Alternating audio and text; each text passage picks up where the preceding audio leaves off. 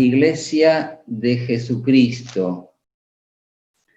Y hermanos, en un tiempo, creo que en todo tiempo fue así, ¿no es cierto? Y mucho más quizás ahora, donde aquellos que no son creyentes cuestionan tantos temas que tienen que ver, ¿no es cierto?, con nuestra fe. Y entonces siempre es bueno tener bien claro, tener bien firmes aquellas cosas que tienen que ver, que hacen a la vida de la iglesia. Siempre hay cuestionamientos, ¿no es cierto? Cosas que la gente dice, cosas que la gente piensa, pero que está tan allá, ¿no es cierto?, tan alejado de la realidad. Y nosotros en estos domingos estamos viendo un mandato de Jesús, mejor dicho, el mandato de Jesús. Ese mandato que Jesús le deja a la iglesia cuando asciende a los cielos. Y este mandato, bueno, lo conocemos, ¿no es cierto? Es aquel que dice, por tanto, ¿no es cierto?, id, haced discípulos, bautícenlos y enséñenles.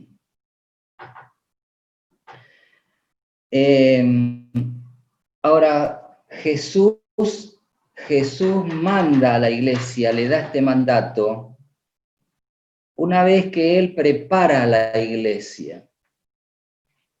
Una vez que Él ha enseñado ya a la iglesia, para que la iglesia, capacitada para hacerlo, vaya, ¿no es cierto?, y cumpla con este mandato. Y siempre se compara, ¿no es cierto?, a la iglesia con el cuerpo humano. Y el cuerpo humano nosotros vemos, todos los días, ¿no es cierto?, realizamos un montón de cosas. Nuestro cuerpo hace actividades, hace una cosa, hace otra. Pero hay tres cosas que el cuerpo o la vida de la persona no puede dejar de hacer. Porque si no, muere. Y estas tres cosas son respirar, comer y descansar. Todo lo demás el cuerpo puede dejar de hacerlo. En algún momento va dejando una y otra cosa. Llega un momento que por ahí estamos impedidos de hacer todo, casi todo, menos estas tres cosas. Porque cuando dejamos de hacer estas tres cosas, morimos. Y comparando esto con la iglesia hace muchas cosas, muchas actividades, pero si la iglesia deja de hacer discípulos, si deja de bautizar, si deja de enseñar, la iglesia corre el riesgo, diríamos, muere. Por eso Jesús, antes de ascender, cuando ya estaba seguro de que esos discípulos, y cuando no nos referimos a los 12 solamente, sino a muchos más, ya estaban preparados, enseñados para cumplir este mandato.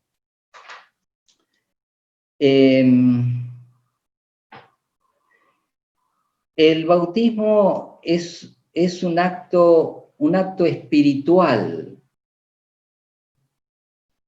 El bautismo es un acto espiritual donde la persona muestra públicamente lo que ha ocurrido en su vida. Esta mañana vamos a estar viendo, somos enviados a bautizar. El domingo pasado estuvimos escuchando a través de Alicia, ¿no es cierto?, el hacer discípulos,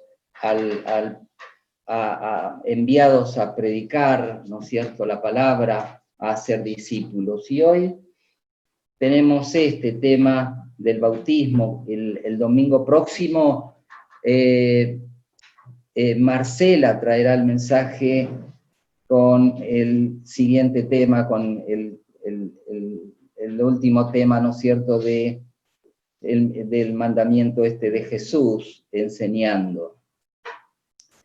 Entonces, el bautismo es un acto espiritual. No tiene otra connotación que lo espiritual, donde la persona muestra públicamente qué ha ocurrido en su vida. Y yo lo comparé un poquito, ¿no es cierto?, con el acto matrimonial, donde dos personas muestran el amor que sienten el uno por el otro, y la unidad y el compromiso que forman.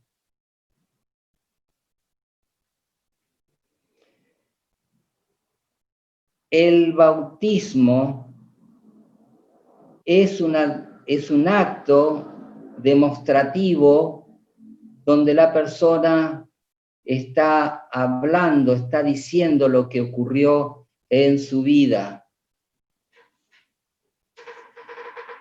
¿Qué significa el bautismo? Como ya dije, es la demostración de lo que Cristo es y ha hecho en la vida de la persona. Lo que es. La persona está diciendo ahí que Cristo es su Salvador,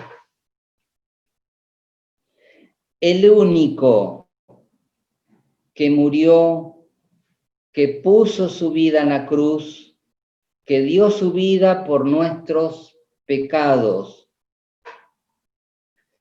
No había quien ni había formas, no había quien ni formas para obtener delante de Dios el perdón de nuestros pecados. Solamente esto fue algo que proveyó Dios, solamente Dios lo podía hacer. Nosotros recordamos ese pasaje de Efesios 2:8, ahí dice el apóstol: por gracia sois salvos.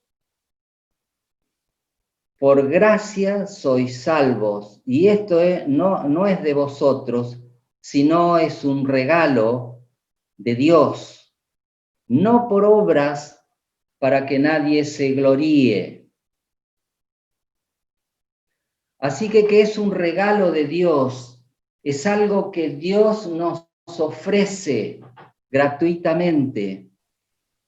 Y qué bueno que es que no es por esfuerzos, no es por lo que yo hago, no es por obras, porque los hombres tendemos siempre a clasificar, a calificar las obras, a ponerle una cantidad, ¿no es cierto?, de obras. Los hombres tenemos esta tendencia, ¿no es cierto?, de calificar las obras. Pero ¿qué pasa con aquellos que están impedidos para hacer alguna obra? Sea la situación que vivan. No entiendo por qué impedidos materialmente, psíquicamente, como sea.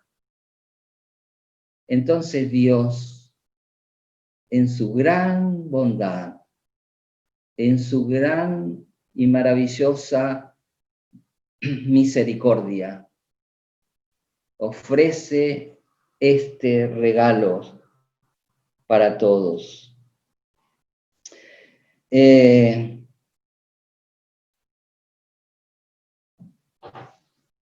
Y el bautismo es el primer paso de obediencia. Es el primer paso de obediencia. O sea que tenemos que Jesús, la persona que se bautiza, ha aceptado a Cristo como su Salvador, porque no hay otro.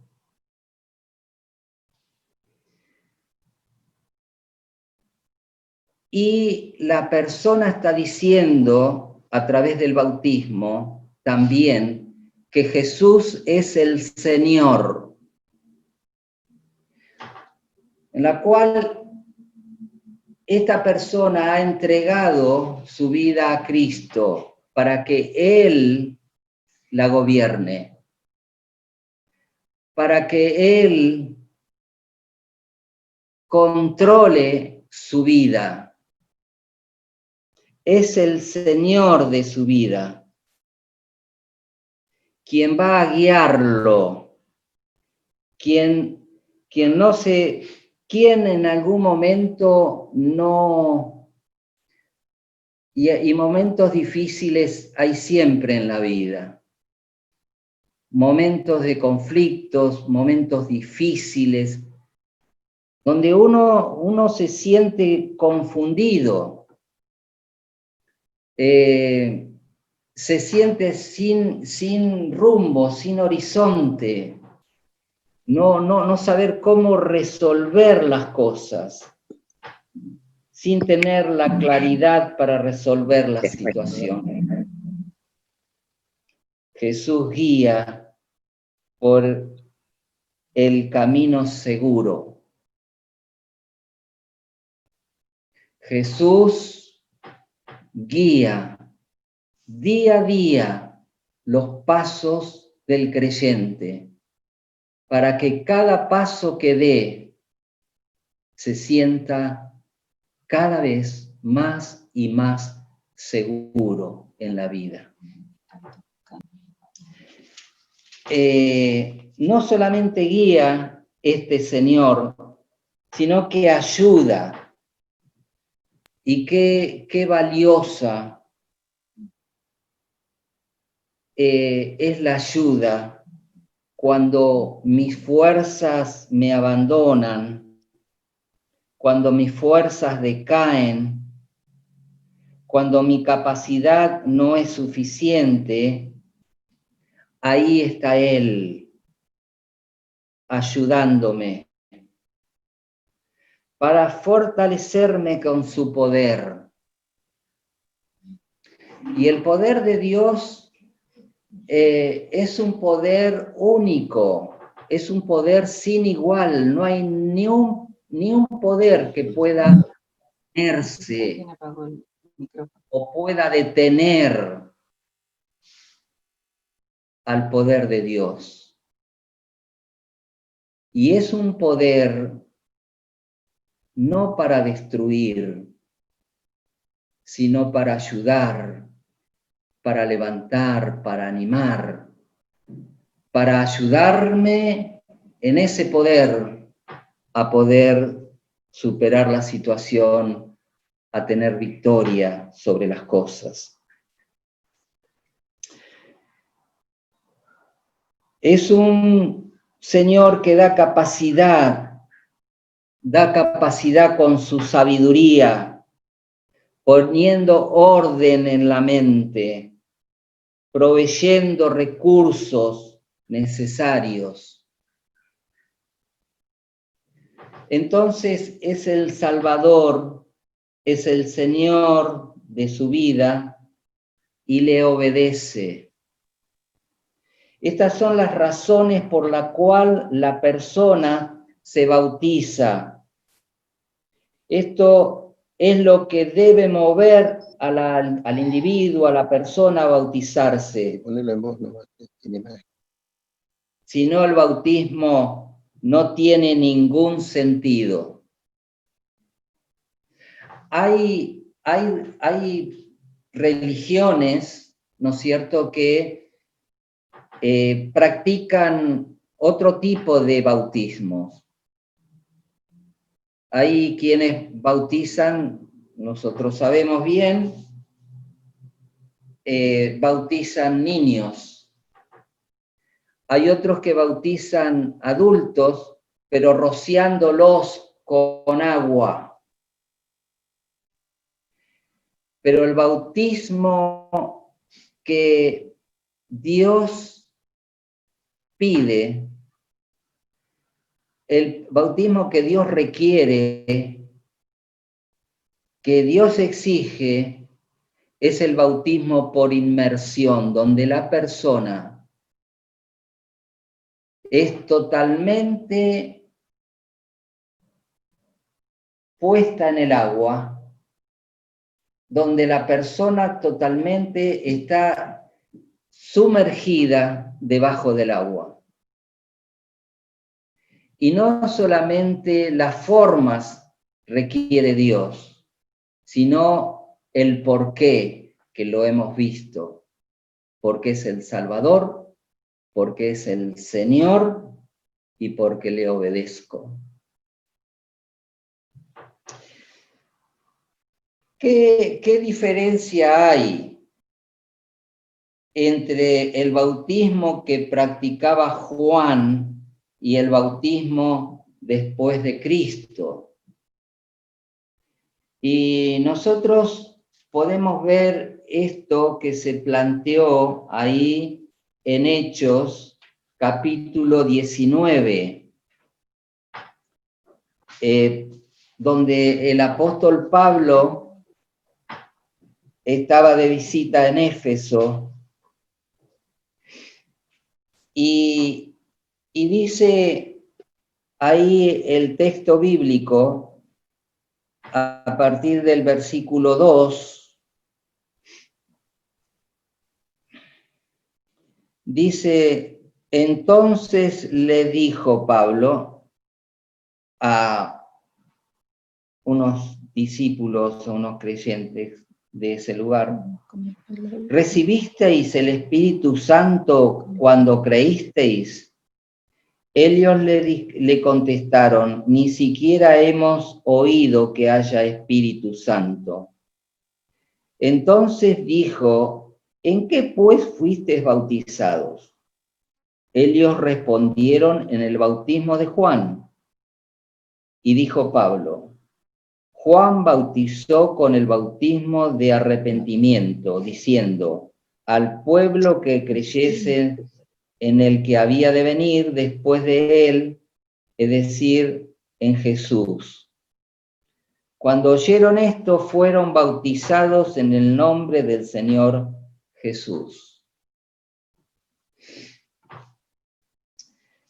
El bautismo que practicaba Juan era, como dice la palabra, el bautismo del arrepentimiento. Y esto tenía un gran valor y sigue teniendo valor, el arrepentimiento, el reconocer delante de Dios que uno ha fracasado, ha pecado, ha ofendido a Dios. Esto sigue vigente. Pero esto evidentemente estaba incompleto. Nosotros podemos tomar como ejemplo el pueblo de Dios, el pueblo de Israel, el pueblo de Dios.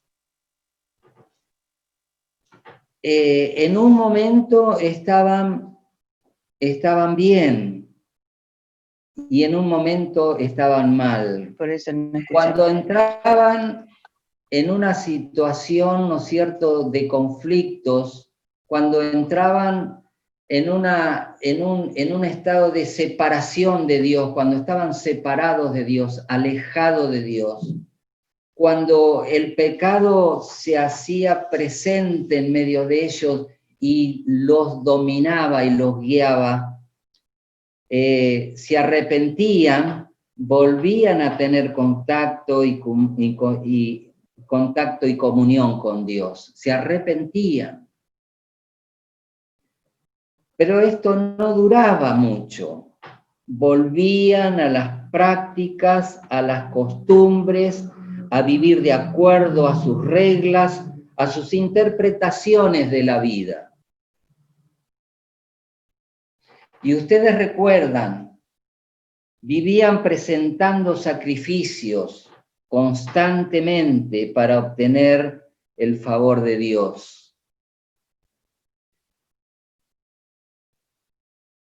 Pero estos eran esfuerzos humanos, no alcanzaban para que los hombres se mantuvieran delante de Dios, se mantuvieran en comunión con Dios, se mantuvieran firmes al lado de Dios. Es un poco lo que nos pasa a nosotros. Nosotros muchas veces nos arrepentimos. Nosotros muchas veces, los hombres de hoy en día, reconocen que han estado mal, que han pecado, piden perdón. Pero esto no es suficiente y mucha gente, ¿no es cierto? Ustedes saben, como yo, que hacen ciertos actos, ciertas cosas para poder, ¿no es cierto?, obtener el perdón. Es decir, el perdón les exige, como que si les exige, ¿no es cierto?, hacer determinadas cosas. No es el caso de la salvación que Dios ofrece. El pueblo de Dios, y muchas veces nosotros en distintas formas, ellos presentaban animales, ¿no es cierto?, para agradar a Dios, después de arrepentirse por sus pecados, ofrecían animales, ¿no es cierto?, como sacrificio por el perdón de sus pecados. Pero esto eran sacrificios, animales, sacrificios elegidos por los hombres. El sacrificio que Dios ofreció a los hombres a través de Cristo es el sacrificio que Dios eligió, no los hombres. Los hombres elegían los sacrificios y los presentaban. Sacrificios imperfectos, sacrificios que no alcanzaban para borrar, limpiar los pecados del hombre. Dios provee Él mismo, ¿no es cierto?, el sacrificio. Provee aquel hijo suyo como sacrificio para el perdón de los pecados. ¿Qué hacía falta? Un único sacrificio y para siempre. Cristo muriendo en la cruz. Cristo muriendo por mis pecados. Él llevó mis pecados. Por Él fue crucificado Cristo. Cristo toma el pecado de los hombres, el pecado mío y de cada uno, y ahí lo lleva a la cruz, dándonos victoria sobre el pecado y la muerte. Ya no es el arrepentimiento solo,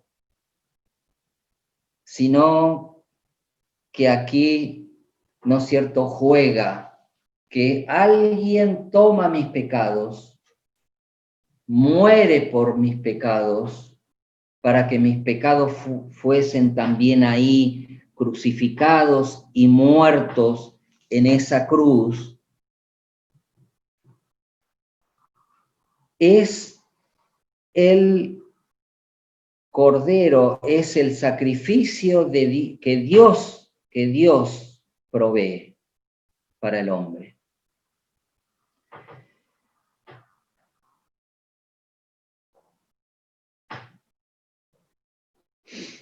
Ya todos y a todos aquellos que creen en esto, les manda que lo demuestren a través del bautismo.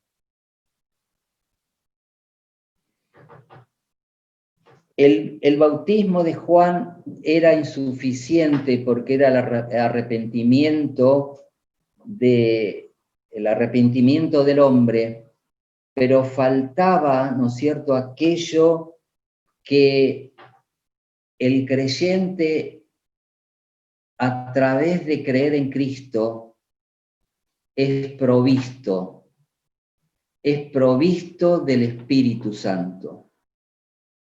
Es aquello que el Salvador toma mis pecados y ahí en esa cruz, ¿no es cierto?, mis pecados son crucificados, son muertos, pero yo sigo. Y el tema antiguo era ese, la persona seguía como persona, seguía con sus defectos, con sus errores, con sus pecados. Dios hace entrega del Espíritu Santo cuando uno cree en Cristo, quien va a estar para ayudarnos, para limpiarnos, para purificarnos, para santificarnos, para que cada día podamos vencer el pecado. Ya no estamos solos para combatir el pecado. Cristo, que lo venció a través de su Espíritu, obrando en el creyente, obrando en mí, venzo el pecado. Y la Iglesia debe enseñar y practicar el bautismo, porque es el mandato del Señor. Hermanos, terminando, yo no sé, no sé si ustedes ven, no sé si todos nos damos cuenta. nosotros estamos en un momento en el cual nunca antes habíamos vivido y habíamos estado. Estamos, digamos, encerrados, sin poder hacer un montón de cosas, sin poder desarrollar nuestras actividades en todo sentido. Pero fíjense en dónde nos está señalando Dios. Fíjense en lo único, prácticamente lo único que podemos estar haciendo. Fíjense en dónde nos está enfocando el Señor, para que nosotros enfoquemos y pensemos en esto. En este momento, prácticamente lo único que podemos hacer es compartir el Evangelio. Es dar testimonio de la palabra a través de los medios. Yo no sé si cuando se termine la pandemia, este problema, seguramente van a seguir los medios, pero no es el único. Pero vuelvo a decirlo, fíjense dónde el Señor nos está señalando lo que debemos hacer. ¿Qué es lo que debemos hacer? Esa es la vida de la iglesia, hermano. Compartir el Evangelio. La iglesia no tiene sentido sino en este mundo, si no es compartir el Evangelio, si no es compartir esta orden de Jesús, hacer discípulos, bautizar, enseñar. Hermanos, la iglesia en este momento está, digamos, en cierta manera está limitada con sus cosas, pero fíjense en que el testimonio, las formas que tenemos no están limitadas. Es lo único que en este momento prácticamente la iglesia está haciendo. Sí, se hacen otras cosas, no es que no vea, ¿no? Está ayudando a personas que... Pero lo que digo, ¿no es cierto?, es que en este momento, en lo que más estamos pensando y enfocados, es en compartir, es cumplir con este mandato de Jesús. Que Dios nos bendiga.